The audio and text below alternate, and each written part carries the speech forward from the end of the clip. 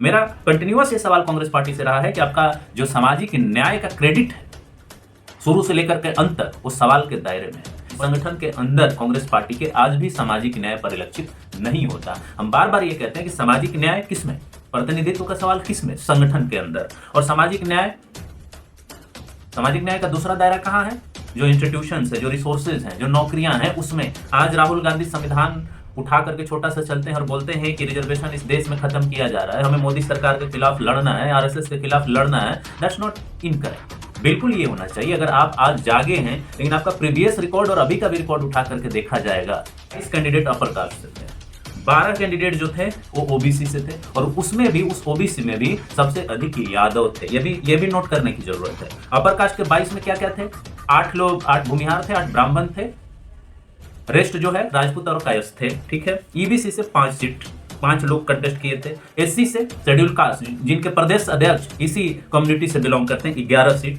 ST 1 लड़े थे, मुस्लिम 10 लड़े थे। तो ये टोटल मिलाकर के 61 सीटों पर भारतीय राष्ट्रीय कांग्रेस ने चुनाव लड़ा था। करते हैं कि कांग्रेस पार्टी आने वाले समय में ये तय करेगी, ये देखेगी, ये एनालाइज करेगी कि हमने किसको टिकट दिया, कौन जीता है, कौन हारा है, किनका सबसे ज्यादा प्रतिनिधित्व हमने दिया टिकट डिस्ट्रीब्यूशन में, और जीता किसने, कौन आपका लाज बचाया है इस चुनाव में। बिहार में जिस तरह से इलेक्शन हुआ, जिस प्रकार से चुनाव लड़ा गया, सभी पार्टियों ने अपने अपने तरीके से चुनाव लड़ा, और उसके बाद 14 नवंबर को जो रिजल्ट हुआ 2 चरणों के चुनाव के बाद, आप जैसा कि जानते हैं, पहला चुनाव 6 नवंबर को हुआ 121 सीटों पर, और रिमेनिंग सीटों पर 11 नवंबर को चुनाव हुए, और 14 नवंबर को उसका रिजल्ट आया।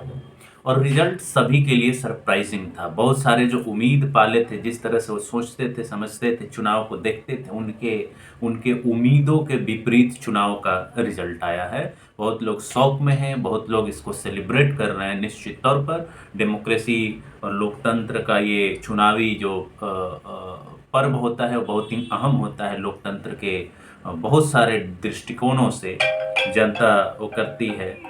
तो दोस्तों, उसमें आपने क्या देखा, क्या नहीं देखा, उम्मीद करते हैं कि आपने देखा होगा। जो डेटा आ रहे हैं वो बड़ा ही इम्पोर्टेंट डेटा है। हम अपने चैनल पर जब डिस्कशन करते थे तो कांग्रेस पार्टी के बारे में खूब चर्चा होती थी। तो कुछ लोग कहते थे कि कांग्रेस को आप इतना एनालाइज क्यों करते हैं, क्यों टारगेट करते हैं? इसलिए नहीं टारगेट करते हैं कि हमें उससे दुश्मनी है, उस पार्टी से दुश्मनी है, या उस पार्टी से हमारा विरोध है उस रूप में। लेकिन जब आप यहाँ का राजनीतिक और आप कहें कि आर्थिक इतिहास या सामाजिक इतिहास उठा करके देखते हैं, तो उसमें कांग्रेस पार्टी खास करके आज़ादी से पहले भी और आज़ादी के बाद भी एक बहुत बड़ा रोल है। निश्चित तौर पर कुछ सकारात्मक भी हैं, लेकिन कुछ चीज़ें ऐसी हैं जो इग्नोर नहीं की जा सकती। हमने बहुत बार सामाजिक न्याय प्रतिनिधित्व के सवाल पर उस पर सवाल उठाया है।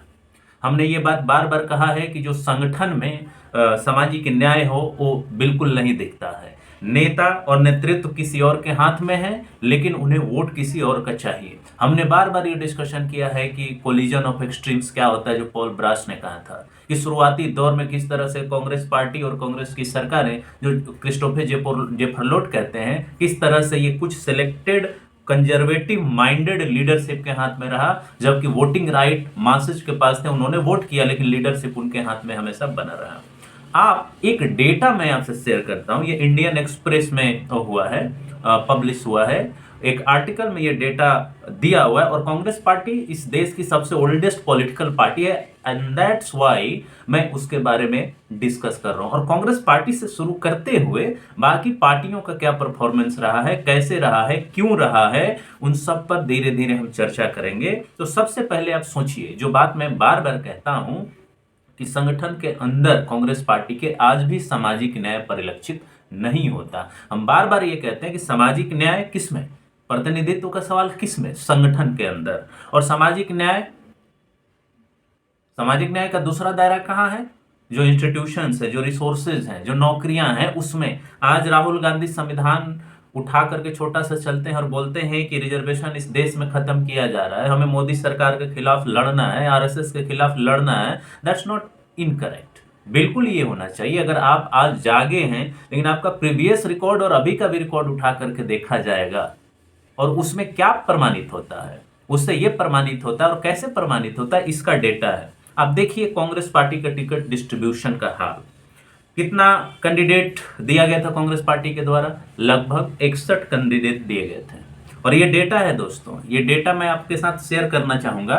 देखिए इसमें वो डेटा है, मैं आपको बताऊंगा, क्लियरली ये बताऊंगा आपको कि 61 सीट्स पर कांग्रेस पार्टी ने चुनाव लड़ा और उस चुनाव में 22 कैंडिडेट जो थे, ये कैंडिडेट वो कैंडिडेट हैं जो जिन्होंने चुनाव लड़ा है, और उसके बाद हम आपको बताएंगे कि कितने लोग जीते हैं। 22 कैंडिडेट अपर कास्ट से थे, 12 कैंडिडेट जो थे वो ओबीसी से थे, और उसमें भी, उस ओबीसी में भी सबसे अधिक यादव थे। ये भी नोट करने की जरूरत है। अपर कास्ट के 22 में क्या क्या थे, 8 लोग, 8 भूमिहार थे, 8 ब्राह्मण थे, रेस्ट जो है राजपूत और कायस्थ थे, ठीक है। ईबीसी से 5 सीट, 5 लोग कंटेस्ट किए थे। एससी से, शेड्यूल कास्ट जिनके प्रदेश अध्यक्ष इसी कम्युनिटी से बिलोंग करते हैं, 11 सीट। एसटी 1 लड़े थे, मुस्लिम 10 लड़े थे। तो ये टोटल मिलाकर के 61 सीटों पर भारतीय राष्ट्रीय कांग्रेस ने चुनाव लड़ा था। इस 61 में 22 सीट अपर कास्ट को दिया गया था। अब आप परसेंटेज भी मिला सकते हैं, निश्चित तौर पर ये 50, मोर देन 50 नहीं जा रहा है, लेकिन 22 सीट अगर उनको आप दिए हैं और ओबीसी में किसी एक पार्टिकुलर कास्ट को केवल टारगेट करके आपने दिया है, ओबीसी में 12 और 12 में मोस्टली किसको, यादव कम्युनिटी को। अपर कास्ट में 22 सीट, मतलब अगर एग्रीगेट मान करके चलें, जो वहां कास्ट सर्वे हुआ, जो पॉपुलेशन का प्रोपोर्शन देखें, तो इस प्रोपोर्शन में कहां ये सटीक बैठता है। अगर हम बात करें 36% वहां पर ईबीसी है, आपने 36% ईबीसी को टिकट दिया क्या, मोर देन 50% ओवरऑल मिला दीजिए तो मतलब एससी एसटी ओबीसी ये सब मिला करके है। निश्चित तौर पर वो चीज 12 5 17 ये मिला लीजिए, 11 और मिला लीजिए, तो ये मिला करके आपका लगभग 50% तो चला जाता है, ये मिला करके चला जाता है। लेकिन सवाल ये है कि अगर आपने 22 अपर कास्ट को टिकट दिया और ओबीसी में किसी खास कम्युनिटी को सबसे ज्यादा टिकट दिया और बाकी मान लीजिए कि 10 मुस्लिम को दिया, तो ये देने का पैरामीटर क्या है आपका। हम बार बार ये आपके डिस्कशन में, आपके साथ डिस्कशन में कहते हैं कि कांग्रेस पार्टी का अपना वोट बैंक नहीं है, अपना आधार नहीं है। जिस अपर कास्ट को इतना उस टिकट देती है वो असल में भाजपा के सपोर्टर्स हैं, वो भाजपा को वोट देते हैं। ये मंडल और कमंडल की राजनीति के बाद जो पूरा अपर कास्ट था वो भाजपा का कोर वोट बैंक है, ना कि आपका वोट बैंक। लेकिन इनको वोट किसका चाहिए, इनको वोट चाहिए आरजेडी के कोर वोटर्स का। बाकी जो जातियां ईबीसी में, ओबीसी में, एससी में, एसटी है, उनका इनको वोट चाहिए, लेकिन सीट ये सबसे अधिक कंटेस्ट करेंगे। संगठन की स्थिति देख लीजिए, सिंबॉलिक तौर पर एक दलित को ये प्रदेश अध्यक्ष बनाएंगे, लेकिन सारा कंट्रोल स्ट्रक्चर, नेता प्रतिपक्ष से लेकर के सारे स्ट्रक्चर में बड़े बड़े पदों पर इन्हीं के लोग भरे जाते हैं।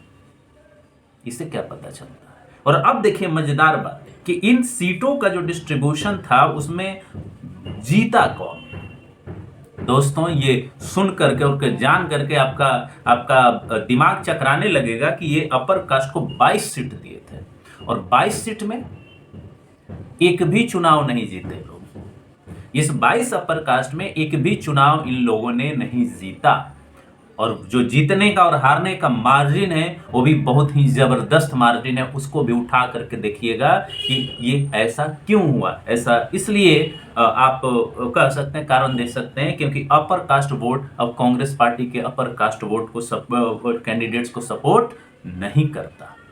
ये बात समझने की बात है। ओबीसी में दोस्तों देख लीजिए 12 सीट ओबीसी में दिया गया, उसमें भी सबसे अधिक ओबीसी में यादव को दिया गया। ये भी एक बहुत बड़ी प्रॉब्लम है कांग्रेस पार्टी के साथ कि ओबीसी में भी किसी खास जाति के वर्चस्व को ये बढ़ाती है।